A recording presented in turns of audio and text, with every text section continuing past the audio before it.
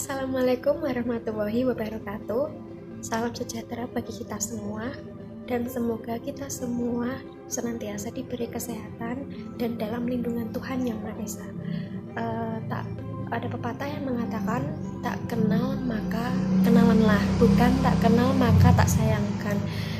Saya Rafika Triwahyuning Tias, mahasiswa Ilmu Komunikasi Universitas Semarang angkatan 2018. Mengenai pertumbuhan penduduk baik di lingkungan perkotaan maupun di pedesaan semakin berkembang pesat. Seiring dengan kenaikan grafik pertumbuhan penduduk terdapat sejumlah dampak positif maupun dampak negatif. Salah satu dampak negatif yang ditimbulkan akibat kenaikan pertumbuhan penduduk adalah naiknya jumlah volume sampah yang dihasilkan. Hal tersebut dapat mengakibatkan munculnya berbagai permasalahan lingkungan. Salah satu masalah lain terkait lingkungan adalah sampah. Masalah sampah ini sangat mengganggu terutama jika tidak dikelola dengan baik. Bagi masyarakat pedesaan, sampah mungkin tidak menjadi masalah serius. Namun tidak demikian dengan masyarakat yang ada di perkotaan atau di daerah padat penduduk. Masyarakat kota dan daerah padat penduduk menghasilkan banyak sekali sampah akibat banyaknya proses produksi dan konsumsi di kota. Nah, jadi di mata kuliah komunikasi pembangunan ini saya akan memberikan penyuluhan atau ceramah mengenai tema-tema sosial. Tema yang akan saya angkat yaitu peduli lingkungan dengan meningkatkan kesadaran bahaya sampah plastik bagi lingkungan hidup. Sampah seringkali menjadi momok bagi setiap kehidupan manusia, bahkan aktivitas manusia tidak terhindar, tidak lepas dari material berbahan plastik ini. Bagi negara-negara maju, sampah sudah menjadi bahan penting dari sebuah industri pengelolaan dan pemanfaatan kembali. Namun tidak demikian dengan negara yang berkembang, di mana masih mengalami kesulitan dalam penanganan permasalahan sampah. Sampah merupakan suatu benda yang tidak ternilai atau tidak berharga yang ada di sekitar lingkungan masyarakat. Di Indonesia kita dapat melihat sampah di mana-mana, bahkan di perkotaan, di pedesaan, bahkan di aliran sungai, pantai, dan beberapa aktivitas masyarakat itu dikelilingi oleh sampah. Padahal pemerintah sudah berinisiatif untuk memberikan tempat sampah di berbagai ruas jalan raya, pinggiran jalan raya, atau mungkin di daerah yang kawasannya dilalui oleh beberapa lalu lintas kendaraan, bahkan orang-orang yang melewatinya. Indonesia termasuk 5 dari 10 negara bagian penyumbang sampah plastik terbesar yang ada di Asia Tenggara. Jadi sampah merupakan musuh terbesar bagi lingkungan karena mampu menimbulkan dan mencemari lingkungan. Lingkungannya tercemar oleh adanya pembuangan sampah plastik secara sembarangan dapat menimbulkan bau yang tidak sedap, kotor, jorok, dan bahkan menimbulkan penyakit. Yang seharusnya pembuangan sampah merupakan masalah yang harus ditangani, yang awalnya harus diperhatikan secara pokok atau utama agar tidak mengakibatkan masalah yang cukup serius dalam lingkungan di Indonesia.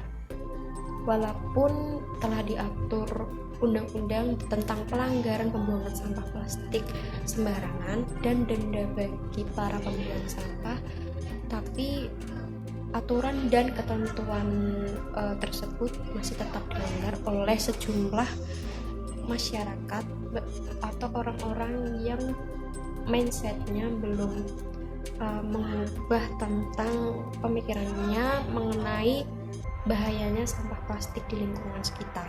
Bahkan ada berita yang menyatakan bahwa ada beberapa binatang mati karena menelan beberapa kilo atau bahkan ton sampah plastik di perutnya.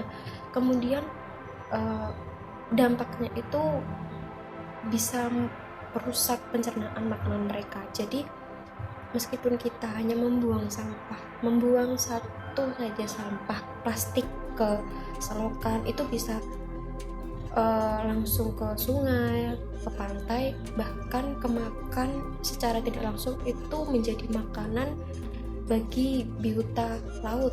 Jadi tanpa sadar kita merusak ekosistem mereka, dan dampaknya sangat buruk sekali untuk kelangsungan hidup mereka. Jadi sebisa mungkin kita lebih bijak dalam mengelola sampah dan membuang sampah pada tempatnya, karena kita sendiri itu masih mengkonsumsi plastik yang secara berlebihan, bahkan itu kita sudah tahu dampaknya itu luar biasa. Dampak sampah plastik mulai dari kesehatan hingga tercemarnya lingkungan, yaitu sampah plastik dapat berbahaya bagi kesehatan manusia karena bahan material plastik ini dari zat kimia tentunya dapat mengganggu kesehatan manusia, bahkan dapat menimbulkan penyakit seperti gangguan imunitas, kemudian kanker dan lain sebagainya. Kemudian plastik mengancam kelestarian satwa liar. Bahkan satwa liar ini bertahan hidup dengan adanya beberapa sampah plastik. Bahkan mereka mengira sampah plastik itu makanan dan mereka berikan kepada anak-anaknya, dan bahkan itu nanti dapat merusak kelanjutan hidup mereka. Plastik itu tidak bisa akan hilang karena zat terurainya itu memakan waktu yang cukup lama, bahkan bisa ratusan bahkan ribuan tahun, karena dapat terurai mungkin hanya sebagian kecil dan bahkan terpotong-potong menjadi beberapa bagian kecil. Dan kemudian plastik merugikan beberapa sektor kehidupan manusia. Pada akhirnya penggunaan plastik tidak bertanggung jawab kembali lagi akan merugikan kehidupan manusia. Contohnya itu di sektor rekreasi, pariwisata, hingga kesehatan manusia serta hewan.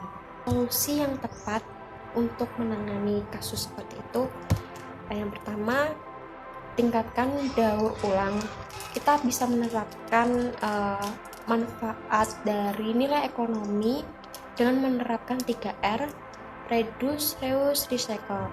Yang kedua, adanya bank sampah. Bank sampah ini dapat memberikan manfaat bagi masyarakat. Tentunya peran pemerintah dalam memberikan kontribusi yang nyata. Kita bisa mengurangi pemakaian sampah plastik dengan membawa botol minum sendiri dengan menggunakan tumbler yang bisa digunakan beberapa kali, dan mengurangi sedotan plastik dengan menggantinya menggunakan sedotan terbuat dari kertas yang bisa didaur ulang, atau menggunakan sedotan yang stainless yang bisa digunakan beberapa kali dan pemakaiannya bisa dibersihkan dan digunakan kembali. Walaupun bukan sampah besar, sampah kecil pun bisa mengotori lingkungan sekitar kita.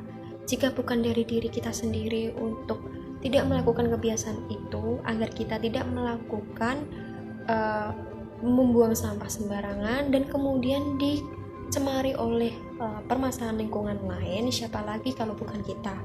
Mulailah dengan hidup dan taat peraturan, walaupun itu hanya hal kecil saja. Jika hal kecil itu menimbulkan permasalahan besar, kenapa kita tidak menghindarinya? Mulailah berpikir bahwa lingkungan yang sehat itu dapat berdampak baik dan positif bagi lingkungan kita.